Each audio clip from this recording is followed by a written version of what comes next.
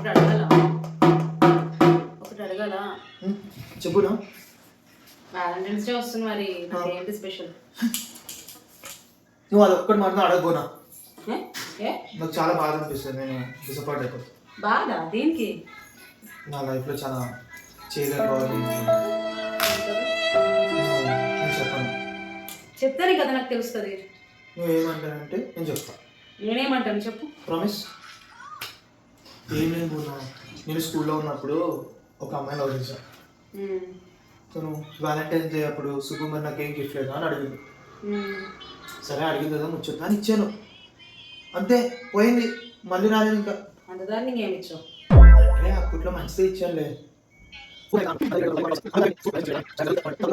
వచ్చాడు కానీ బీటెక్లో ఇంకొక అమ్మాయిని లవ్ చేశాను. ఆ అమ్మాయి కూడా వ్యాలంటైన్స్ డే సుబ్బు ఏం లేదా అని అడిగింది. తనకు కూడా గిఫ్ట్ ఇచ్చాను, తను కూడా కనపడకుండా పోయింది. అందుకని చెప్పేసి నేను గిఫ్ట్ ఇవ్వడం మానేసా. నువ్వు చాలా మంచిదని కూడా మళ్ళీ నీకు కూడా గిఫ్ట్ ఇస్తే ఏమవుతుందో నాకు తెలియదు, అందుకే.